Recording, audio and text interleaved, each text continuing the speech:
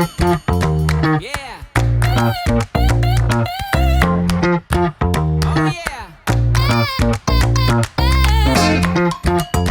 Yeah.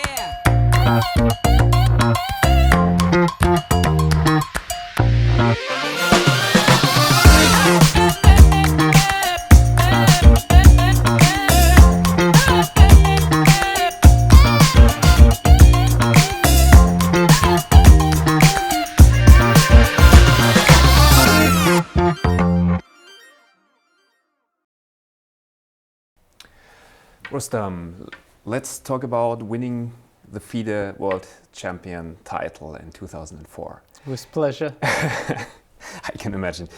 How did you experience this coup, and what expectations did you have going into it? Well, first of all, it's a knockout format. So a knockout format changes everything. Because first of all, you don't know how long it will be. You can be out in 2 days, you can be there for a month. You don't even know, basically. Mentally, you are prepared for all sorts of scenarios. It's like, imagine being invited to a party where, you know, you could be there for the whole night, or you could leave in 10 minutes. Yeah, I mean, it's a like the strange thing. Oktoberfest. Yeah. Yes, pretty much. A knockout world championship is, as an event, psychologically, it's strange, especially if you are not used to knockouts, because your number one task is not to leave the tournament in 2 days. Basically, this is your first task. And then when you already achieve this, then you try to stay just a bit longer and a bit longer. I think that back then in 2004, maybe only Topalov came to the tournament to stay for the whole duration. At least this is what I heard back then, that he was the one who had his return tickets bought for after the last day of the tournament. Okay. I personally also had return tickets. My return tickets were after the third round. You pre-booked it? I actually paid for the return ticket, assuming that I will lose in the third round to Ivanchuk. And basically the consideration was that, well, if I lose earlier, then this is definitely, well, a failure, not a great tournament, not something, you know, one had hoped for. If I lose against Ivanchuk in the third round, it's okay. So it's not a failure, it's fine. It's how it's expected, and then at least I have a ticket. And if I go beyond that, then it's definitely a success. So this was more or less the framework of expectation. All right. And thus the bought ticket, which even had its. I never thought that this would become a story in itself, but later on my ticket became sort of a story in itself when I was playing against Ivanchuk. Okay, and can you tell us a little bit about the emotions, maybe the mixed emotions and thoughts you had during this tournament? Well, a knockout tournament comes in stages. First round is a stage, second round is a stage, third round is a stage in itself. So it's not sort of one tournament, but you can think of it as 7 mini events. There's every opponent, you either beat him or you lose, which means you can really think of them as like 7 different events. And in the beginning, I was very, very nervous, like knockout. And I had bad memories of previous world championships, and I was just really nervous. I didn't want to fly out immediately, and then the first round I wasn't playing my best, but somehow it was enough. I mean, I made 2 draws against an inexperienced opponent, but then in rapid I was stronger.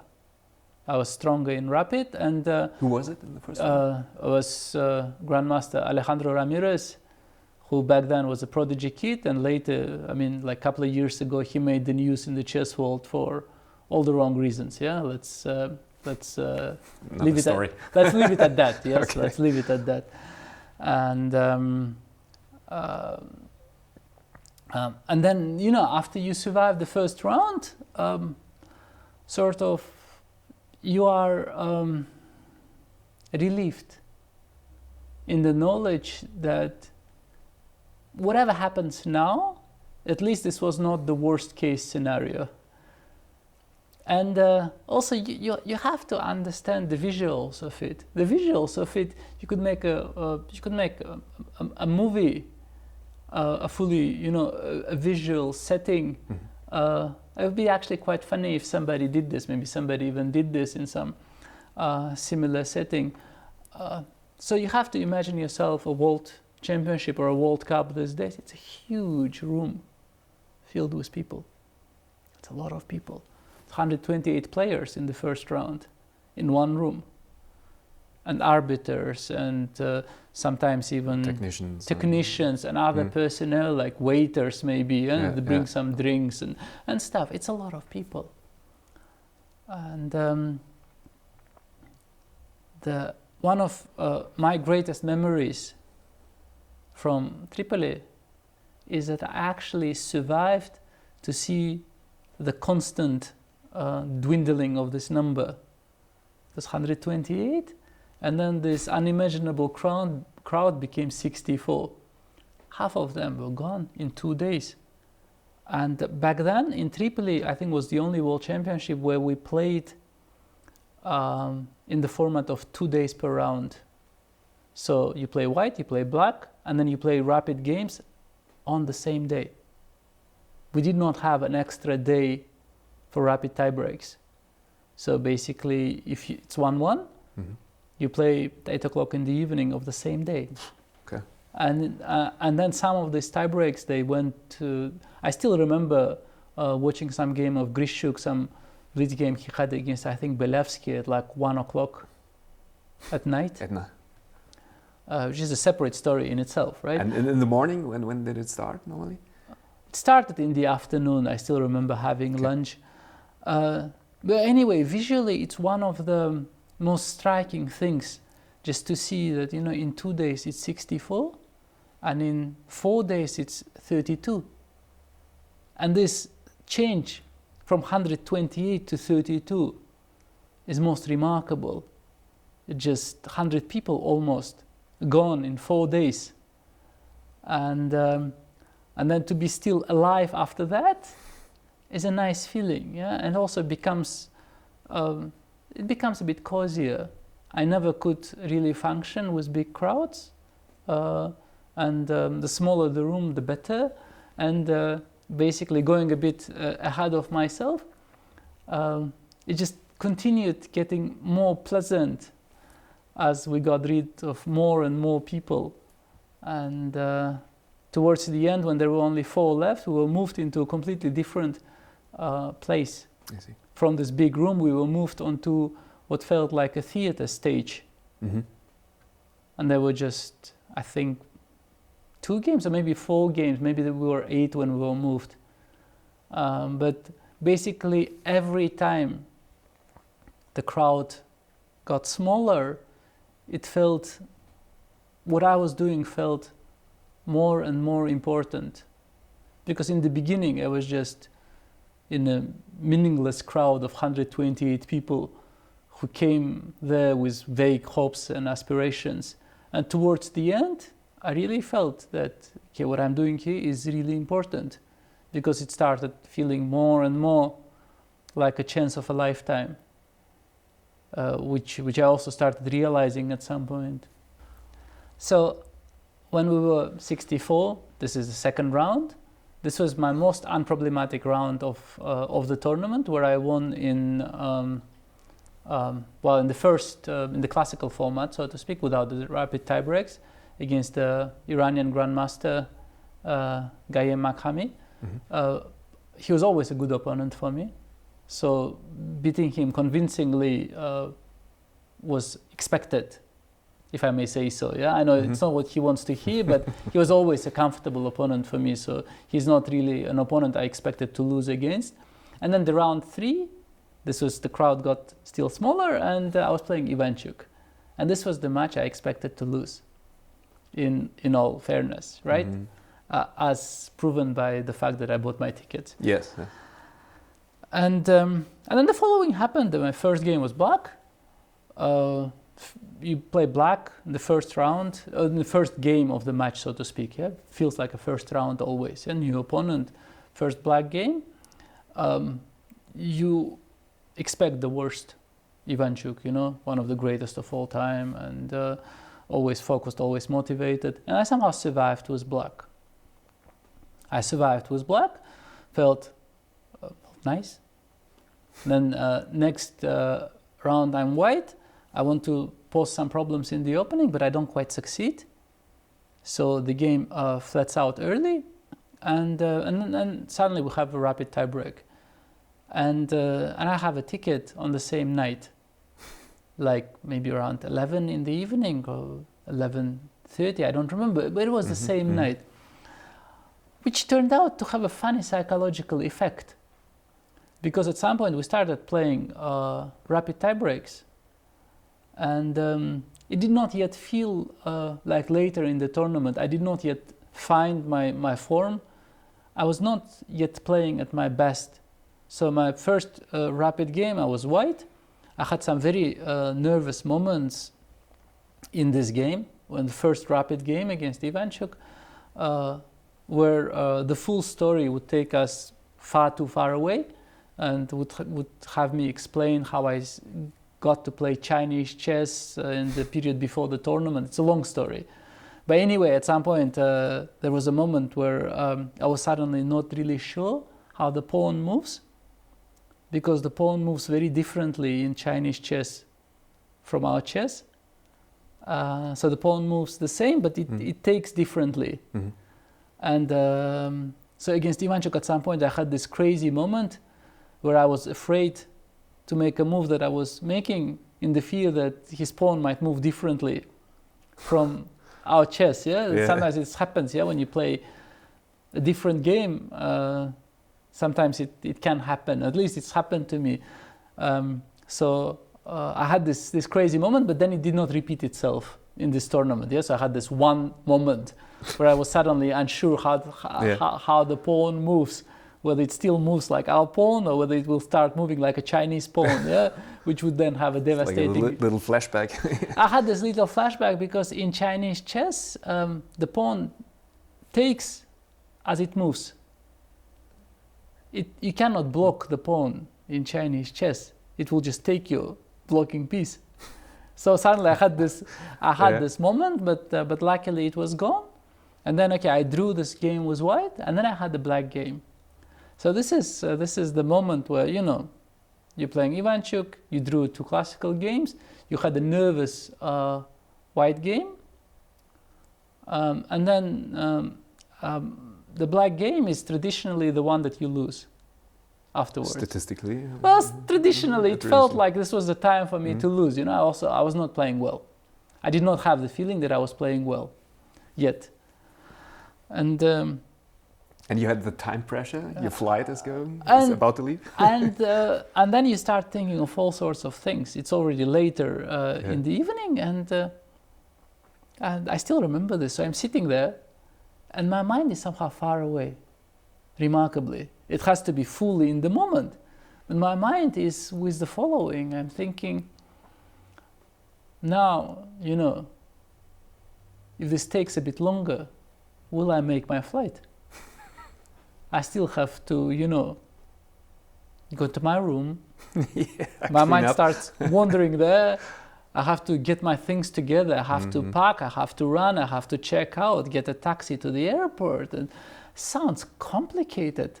And you understand, in this whole period, he's still making moves, and I'm still making some moves. You have other worries, And he's making some moves. Looks like he's posing some problems. And then I think, okay, this would be really unfortunate to lose this position because it felt like I shouldn't, but it feels like he's posing problems and this is an unfortunate end to my efforts, and then I have to run for my flight. At which moment I noticed that I can't take a pawn. It looks like maybe he missed that his pawn is hanging. And then I take a look and it looks like I can actually take a pawn.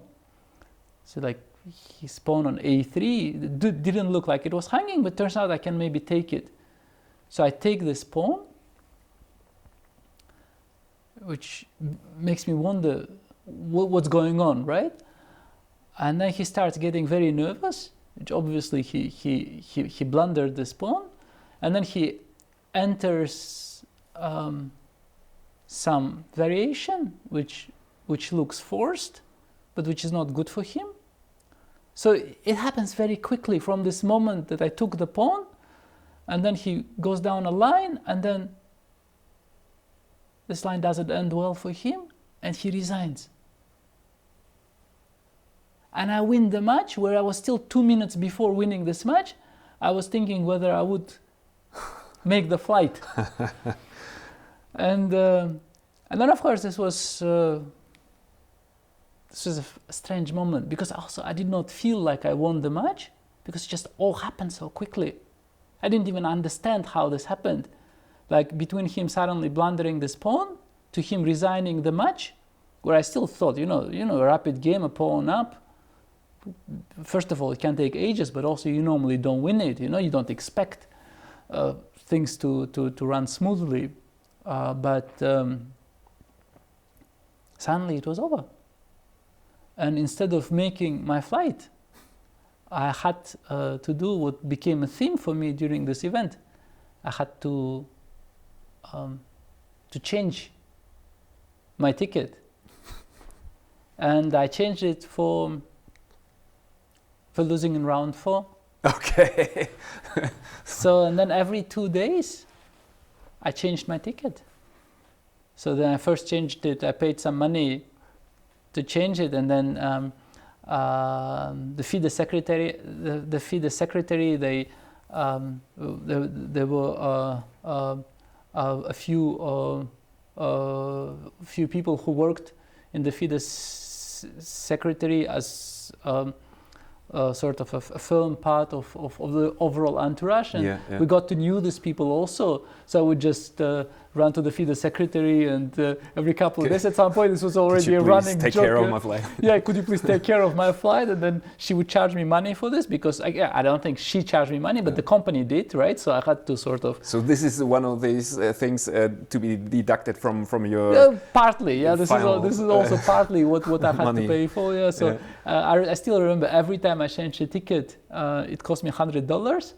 So first, from the third round to fourth, from the fourth to the fifth, from the fifth to the sixth, from the sixth to the seventh, finally. So every time I assumed I would lose in the next round, because I thought if I don't, then I can afford to pay for another ticket change, right? But yeah, this was the divide, the great divide, because after Ivanchuk, you survive the first match which you're supposed to lose. And then when you beat a favorite in a knockout world championship, the same way that happens to you when you beat Federer in Wimbledon or you beat Nadal in Roland Garros, your next round opponent becomes easier. Because you take the tournament structure of the guy you beat. So you are no longer an underdog in the next match. And my next match was Almaty, and then I got like a really terrible position in the first round, like a really, really bad one. I was just so bad. And then I thought, okay, I had my good run, but okay, this match is probably not going to be it, yeah, because I'm clearly losing with black, and then I didn't really believe that I had enough of potential in the opening to outplay Almaty with white on demand. So I thought this is basically it. So I'm crawling in the defensive. I'm somehow trying not to lose immediately, but my position is really awful to look at. And then somehow he doesn't quite finish me off quite as well as he should or as he could. And the game sort of drags on.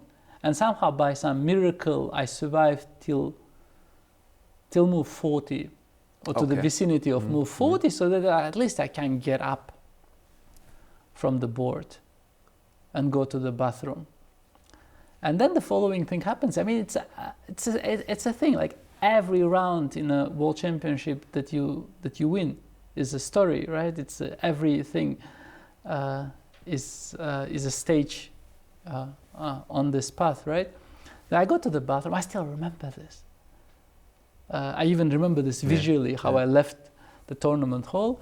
I went to the bathroom, and when I'm leaving, I look to my right, and I see these monitors that broadcast the game. So sometimes when you walk away from the board, it makes a big difference if there are monitors in the playing hall that show your game, because you can still take a look.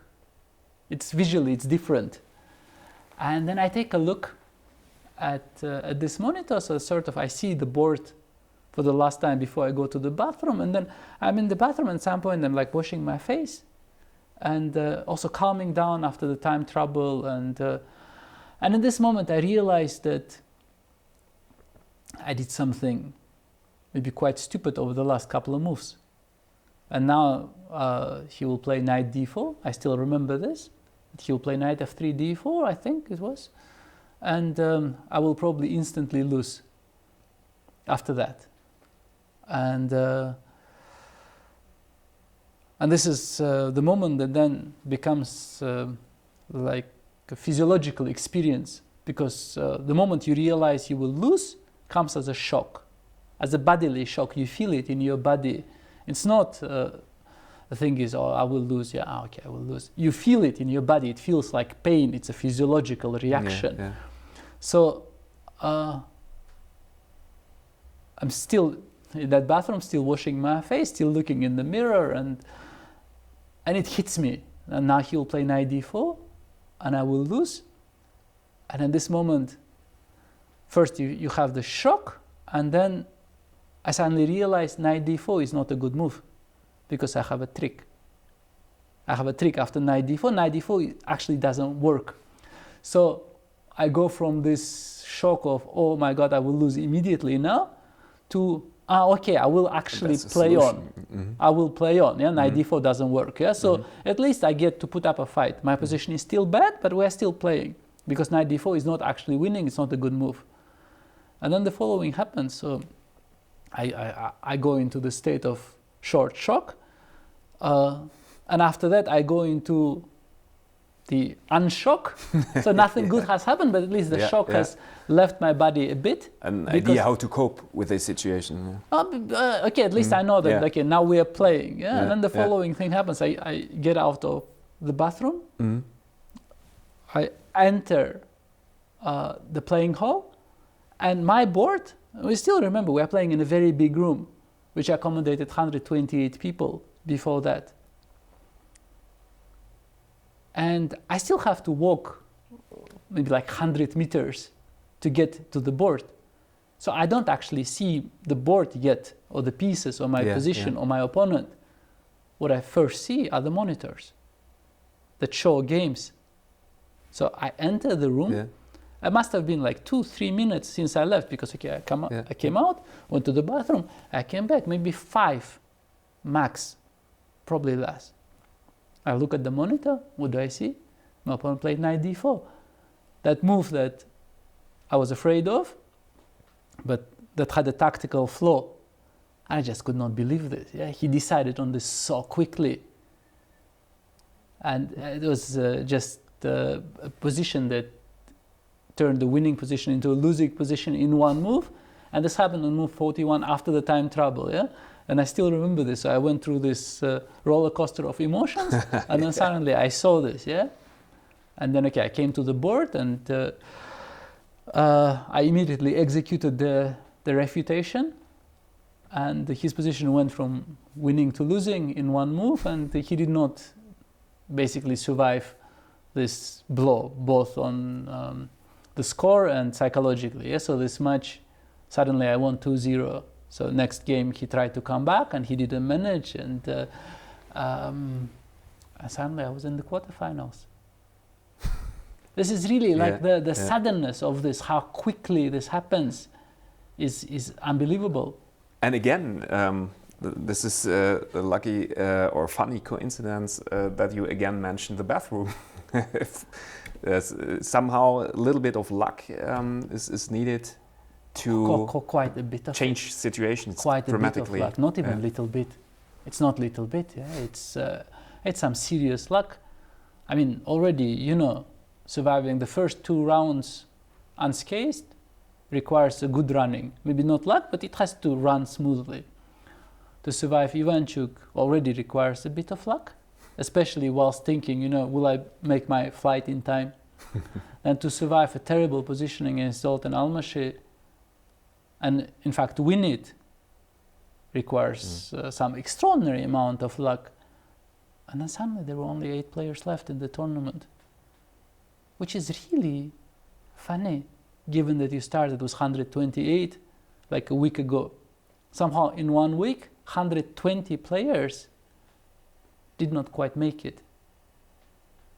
You know, if you think of it in a different framework, think of, for instance, what was that movie called? Why am I spacing out now? The one with Jennifer Lawrence where they try to kill each other in one game. Red Sparrow? No, not the Red Sparrow. She was Mockingbird. Yeah, I know what you mean. This book series. I just know the games of Panem, or the tributes of Panem. Yeah. This is the German translation. Yeah, the Tribute von Panem, right. and Hunger Games. The Hunger The Games. Hunger Games. Yeah. The Hunger this is Games. At least yeah. one part of yeah, this. the Hunger Games. The original.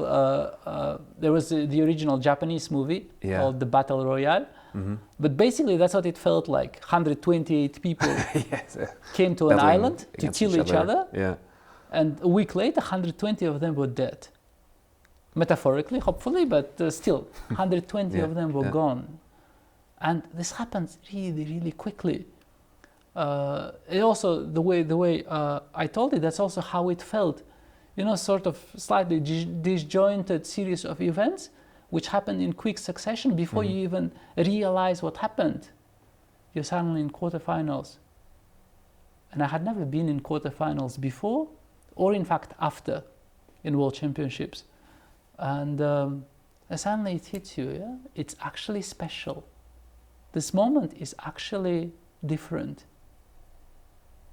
You are in the quarterfinals, and then I'm playing Grishuk, a properly top player, and really, really dangerous across all formats, classical or non-classical, and you understand you are still a huge underdog, but you already understand you are in a very, very special moment. And then, okay, with quite some luck, but also a lot of effort, and also quite a story in itself, I survive Grishuk. And maybe if I go into like great detail here, so just take us too long. So I somehow survived Grishuk, and then there were 4. And then I play against Topalov, who had an amazing run until then. So basically, whilst I was somehow surviving my games, he basically won them all until the semi-final. He was having like a 3,000 performance, and I think he made 1 draw in all these games up to the semi-final, and he looked invincible. And this was after I survived Grishuk, suddenly Topalov, and nobody believed my chances. But I already knew that I came so far, and now I will not be easy to beat. Yeah. Because I realized, okay, this is actually my moment, and I cannot really squander it foolishly. And then I got tough against Topalov. I just got tough. I'm like, okay, maybe you can beat me, but you will not beat me easily. This was sort of my approach. I suddenly found this inner resilience, and I think Topalov, he felt this too, because not only did he win his previous games, he also made them look easy. And suddenly it was not easy anymore. And it's not a simple switch to handle, going from like a perfect run to suddenly every game is long and difficult, and sort of you have an opponent who is just trying to, I was just trying to slow him down. And then of course I also got lucky. I also got lucky in game 4 of the match, which I should have lost, and then this would have been the end of it. And I got lucky, and also he, I think, maybe started to get tired, because at some point this event also becomes long. And I survived game 4, and then got into tie breaks. And then, well, tie breaks were a story in itself against Topalov. Once again, I could speak for hours. But essentially, honestly, on that day, I was just stronger. I was just stronger, and I won both games. Yeah, I won with black in a reasonably smooth game, although I blundered in the opening something. I got lucky, but I was also stronger, I think.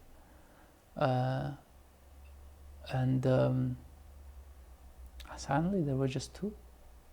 Another call to the flight agency. Yeah, exactly. Yeah, another run, another series of jokes of people who changed my ticket. Some more jokes from chess players to see me, surprised to still be in the tournament, to still be, taking care of tickets and everything. And yeah, suddenly I was in the finals. And because probably it was such an extraordinary event for me, such an important event in my chess life, but also in my life, I remember things in far greater detail that I would otherwise. So normally something happened 20 years ago, I wouldn't remember details, but this World Championship, I just remember so many tiny things that one usually forgets, but somehow probably the importance it had for me made some some small anecdotes which happened around the event, some small scenes involving my colleagues. They sort of just burned into my memory forever, I think. And when I beat Topalov, there's something really funny happened. First of all, there was this backdrop of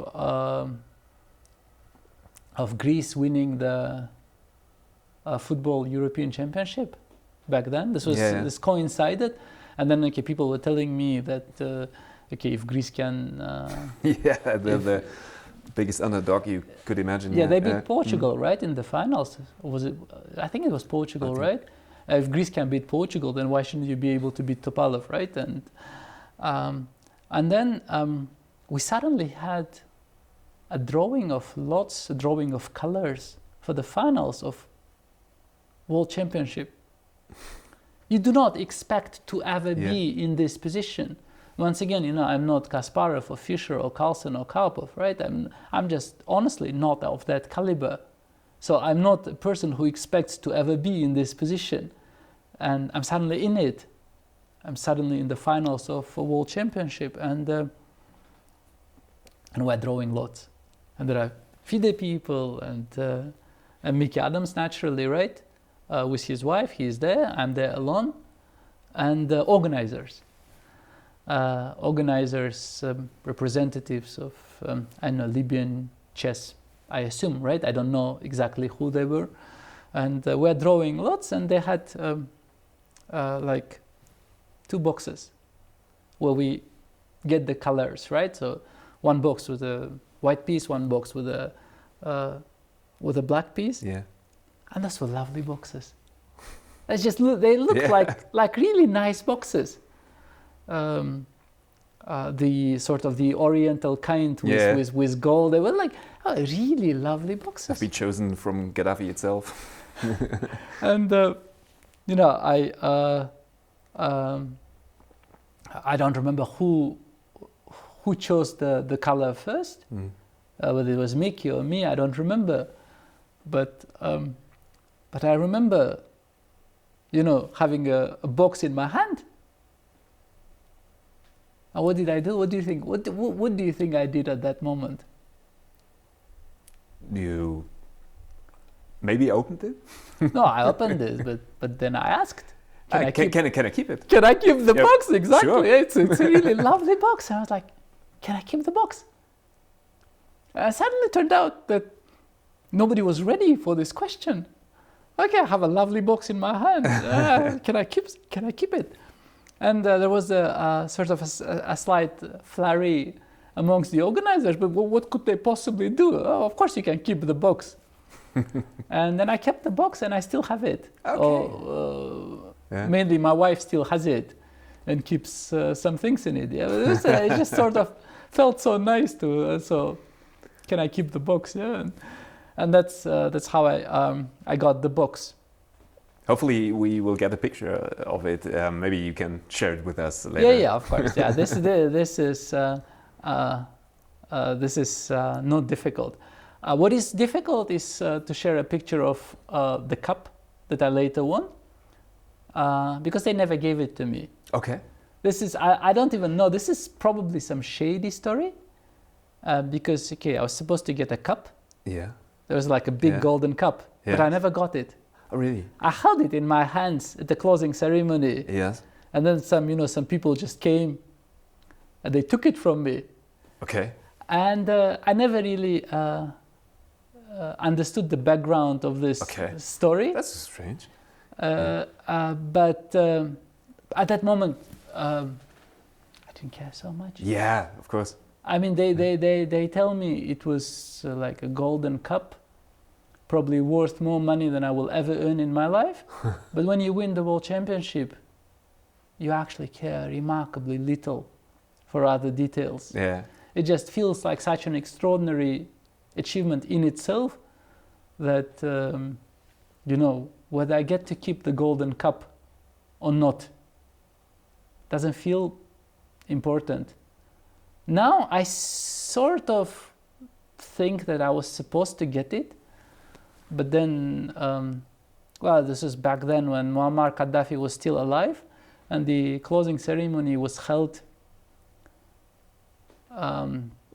together with presence of like royalty in Libya back then, when this royalty was still alive, and the security was tight, and I have a feeling that his bodyguards, they just took the cup. I mean, this is basically my feeling, because FIDE later told me that no, but the idea is that this is sort of like the Hamilton Cup in football, that it will go to the respective winners, but I never heard of that cup again. I think they just took it. I mean, this is like allegedly 9 kilos of pure gold, so why shouldn't they take it? Yes. And for all the good it did them later, when the unfortunate developments in Tripoli are a part of a probably different story, different interview, not with me. But anyway, somehow at some point I kept the box, but I did not keep the golden cup. Or maybe I should have gotten my priorities right. But anyway, this was for later. This was already after the event. Yeah. So yeah, I mean, we got to keep our boxes, and then I was suddenly in the finals of a World Championship. Okay, let's talk about the match against Michael Adams. Yeah. So first off, just as a shout out to Mickey, after this World Championship match brought us closer together. We became good friends. I'm very grateful for this. He's one of my closest friends in the chess world, which I think is rare, because usually, Your opponents.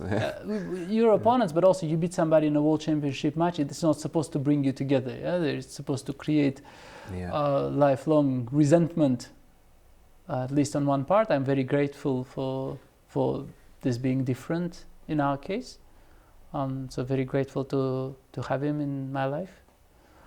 And as for the match itself, sort of we had remarkably eventless draw in the first round, and after this it just turned into a bloodbath. And I think it was also described at the time in press, where I won game 2, he won game 3, I won game 4, he won game 5, and then the game 6 I should have won, but then I made like a most horrible mistake, like a truly bad mistake, and turned a better position into a lost position in one move. And he did not sense this moment. He did not. He realized I made a mistake, but he did not stop to think just how serious my mistake was. So he saw that this mistake cost me the win, and he could make a draw, and he immediately went for it. But in fact, he actually had the winning continuation, and this would have been sort of a tragic end to my entire story of football championship, to actually get to game 6 of the finals and to stumble there in the craziest manner so as to get a good position in game 6, and instead of winning it, losing it. This would be really a sort of a tragic end, if I may say so, to all my efforts. And this was not the first time I got lucky in that tournament just to stay alive. And then we were into tie breaks. And then, yeah, tie breaks, the first game I was black. And this was probably the decisive moment of my whole journey, because okay, I got a bad position, but then once again I got resilient, and then I was lucky enough to win this game. And this was, I think, the most sort of decisive moment of this, yeah, because after this, after I won with black, it was very difficult to come back from this for Mickey. Yeah? And then my white game was nervous, but still I kept it more or less under control. What happened in the first black game was really probably the most decisive moment of probably my entire chess career, yeah, when I look back on it now. Rustam, going back in time, we're now in 2004, the final day of the tournament, the first match. Mm-hmm. You will show us the most memorable situation. Yeah, probably the Again. decisive moment of the whole tournament for me. I think the day was the 13th of July. This is how I remembered it, yeah, the day that we still sometimes celebrate in our family. Okay. Your But second birthday. Yeah, my second birthday, but sometimes we forget, I think, yeah. It's been 20 years. So I was black. Yeah. The opening didn't go my way. I had a bad position from the opening, and I had to sacrifice an exchange. Mhm. So if you now look at the board, you'll see white has 2 rooks, black has 1, but I have 1 more minor piece. Yeah? So basically I have a knight for a rook. Yep. So white is exchange up, and white also has this passed pawn on c6. And now is a decisive moment in the game, because for the first time in this game, which was going very well for white, white has to give me something. So I'm attacking this bishop. So now this bishop can go back to c4. I think this is the best move. Mhm. But then I can take this pawn on c6. And so Mickey has to choose whether to give me this pawn or to give back the exchange. So he took... Mickey's Michael Adams. Mickey is Michael Adams, yes. But like everybody knows him as Mickey. Yeah? All right. And he took this pawn. Mhm. So basically what he's telling me is that he's ready to give this rook back. So for instance, I can take knight takes bishop, rook takes knight, knight takes rook, queen takes knight. And then I win back the exchange, but white still has a pawn up and has this passed pawn on c6. And I didn't like this, so I played queen b8. So this is a moment where, well, they call it a pin, right? I'm pinning Yeah, this yeah, bishop. yeah. and the bishop from b5 cannot go. And we enter a forced sequence of moves. So he took the knight, I took the rook. Now this bishop is pretty strong.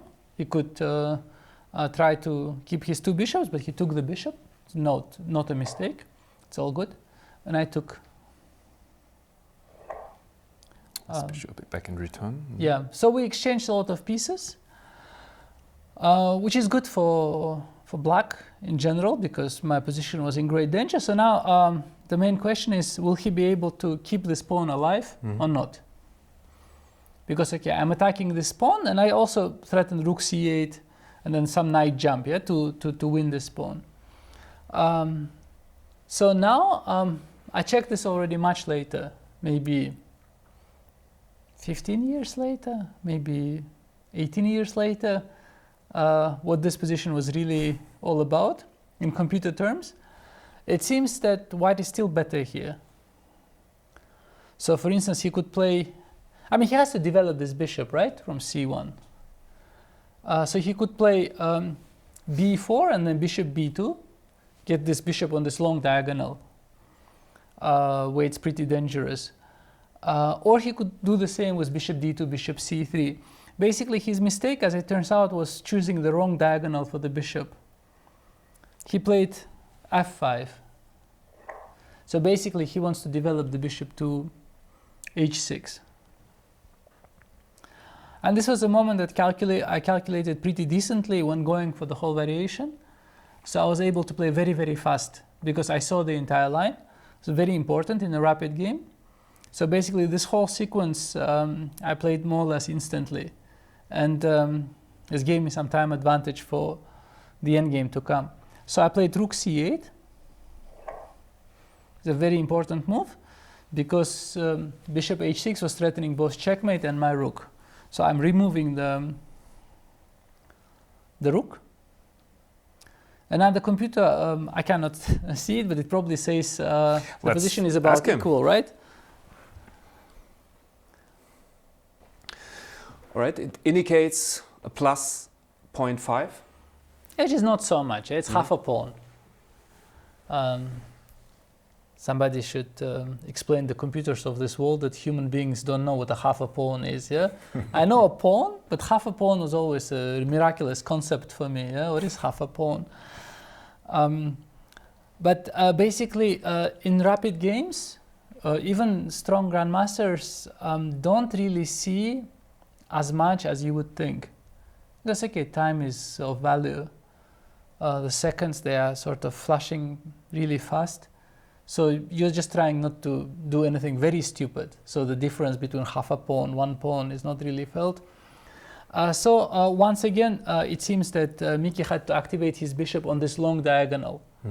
So also here b4 and then bishop b2 was strong. And he followed his plan. Well, usually that's what happens, right? He played f5, now he played bishop h6. This is a continuation of the plan. Yep. And I played knight e8. So defending this square against checkmate. And now basically next move I will win this pawn on c6. And here well, white could play it safe. There are many ways to play it safe. But he was still sort of hunting the initiative he no longer has. Very often happens, yeah? You have the advantage and you think you are stronger, so you feel that, well, you should try to do something. But you don't have the advantage anymore, and doing something can sometimes make your position worse. So he continued attacking, so to speak, moving forward, and it just didn't really work. Yeah? So I took this pawn. He took. So also opens this file for his rook, looks active. So I take, rook takes d6, and I also sort of defend this knight. So now the queen defends the knight, so he has no tricks like rook takes e7, doesn't threaten anything because this knight is protected. I'm attacking the queen. This pawn is also hanging. So now Miki decided, well, time to sort of go for the ending. He played queen e5, trying to exchange queens. Let's have a look where we're standing here right now. Okay, almost equal, plus 0.1, so almost nothing. Yeah. So I took, he took, and I played here. So basically, this is also the moment where I started getting optimistic with black. Because well, we exchanged a lot of material, and I think he also took this pawn on g6, if I'm not mistaken. But the main point is that he is left with very disjointed pawns. His pawns are weak. They are not together. They are apart, and this makes them vulnerable, and makes it also difficult to play. Black's pawns, they're all close together. They're very compact. And you can utilize them well, I can move them, right? Yeah, I can move them more easily. And his pawns, they need to be taken care of. So basically, this is the moment where I felt the initiative was already on my side. And I felt this chance. And basically, I just continued playing. And at some point, I won. It was no longer easy for white to handle. So this sort of a moment where he had a large advantage, and suddenly he was at a disadvantage, happened very quickly, and somehow he didn't really understand how, and then it was not easy for him to function. This happens, right? It's like so he realized too late that it just sometimes the changes are very fast. It's like in football, you are leading 2-0, and suddenly 10 minutes later you are 2-3, and you are already shocked, right? It somehow you cannot really function because the change is too drastic. Sometimes this also happens in chess. He was in control and almost winning, and then he was no longer in control, not winning anymore, and not even drawing comfortably. He needed to fight to make this draw, and then this is usually psychologically very, very difficult. So I was actually very proud of this ending because I think I played it really well, but also must have been somehow the moment of heightened perception for me, because also this entire variation I calculated from the moment that we started looking at it. So somehow it just happened to me that day that I saw things clearly, at least partly. Then the second game was already very nervous, but still I somehow held it together. Okay. Yeah, wonderful. Great explanation. Thank you for demonstrating. So still equal? Yeah, no, of course the computer will hold it. Yeah. But people are not computers, right? So with us, sometimes a slight initiative means a lot because we're people, right? And people have emotions. And at this moment, I felt both that I had a chance, but also that it would not be easy for my opponent to continue playing well. And it's important for tournament players to feel this sort of things. It's like a game of poker sometimes. Not only what you have, but also what your opponent has. And what your opponent feels is very, very important.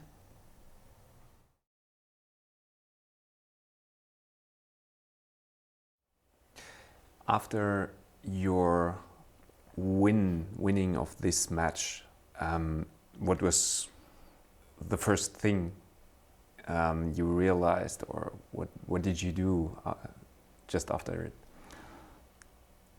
Yeah, I mean, this is one of the things which I think is generally misunderstood because it's so anti-intuitive. First, the celebration doesn't come to you. Even the understanding doesn't come to you. At least not immediately. Right? Not immediately at all. It doesn't even come until much, much later. First, you understand that it's over. And you understand that you win it, but you just feel tired. The energy just leaves your body, and you just feel... How long did it take these final matches? I mean, was it all in one day, or...? No, the tie breaks of the finals, they were on a different day. So we had a special day for the tie breaks. And it's basically you sit down to play a rapid tie break, which means 2 rapid games. More or less in 2.5 hours, it was over. Mhm. So you sit down in an afternoon and you finish in the afternoon. After which it's done, and it's also not because you don't understand it. You just don't understand it, and everybody around you understands what happened, but you don't, because they didn't go through this. They didn't go through this journey that suddenly took all of your energy, and I was just quiet. And everybody around me was excited, and I was quiet because like I had no energy to even understand what's going on. And then my wife called, and she was just screaming into the telephone, and I just did not understand what the excitement was all about. Yeah. Okay. I just didn't get it. And I didn't get it until like much later. It's not like, half an hour passes and you understand it. It took me days and days, and maybe a month to realize. So it's like, I think with big achievements, I think it is like this, that the achievements, they come with their own toll. I think the same thing on a different level admittedly happened to Fischer, I'm sure. Basically, you win a world championship match, and it's a big thing, it's a positive thing, but at the moment, physiologically, it does not feel like a positive development. It's just, suddenly you feel you don't have any energy left. That's basically the only thing you feel. I think the best comparison the metaphor I can use is from a different sport. Yeah, for instance, you've probably heard of this ultra-marathon running. So imagine running 100 miles race. Yeah. The moment you win it, you don't realize you won it. You're not happy. You're not happy. Tired, You want to lie down. You want to take a shower. You want to eat something. You want to maybe just lie down somewhere in the corner. Somewhere under the bush. Yeah. And this is how I felt. This is. Or a box fight, maybe. Or maybe a box fight where you sort of won on points, but they have to take you to the hospital, to make sure that you don't die, And this is maybe different with others, but with me it was like this. I was never really very strong physically. This is the one thing which always differentiated me from other chess players. I felt I was just not very strong physically, ever. And and this is basically, I felt, I don't remember where this quote is from, but this quote is coming back to me now. All it takes is all you got. So this was really true for me. So all it took for me to win the world championship was everything I had, and the moment it was over, I was just done.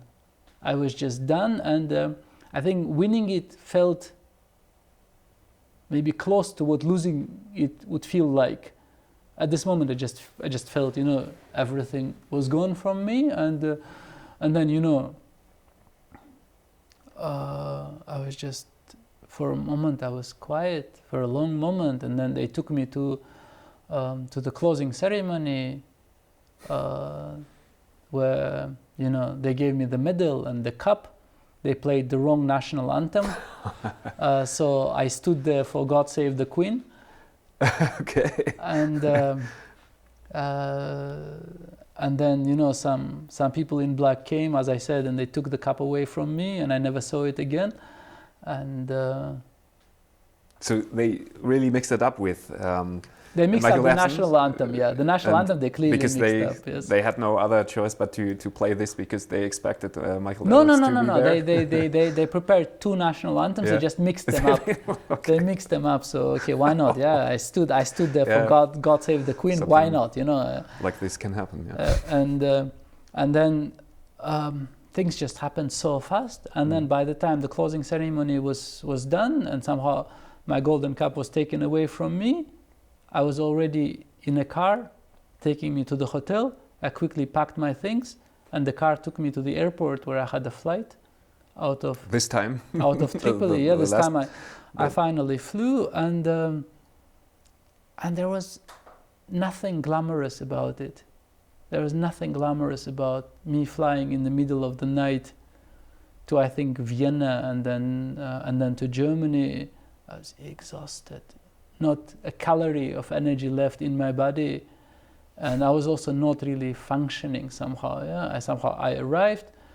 I sat into some train, and I remember that I was wearing some sort of a jacket, and I had some bar of chocolate in my hands, and somehow this chocolate melted, and I remember stains of chocolate on my jacket, and I must have made quite a strange impression on a train journey where I was going from the airport. I was going to Zollingen, where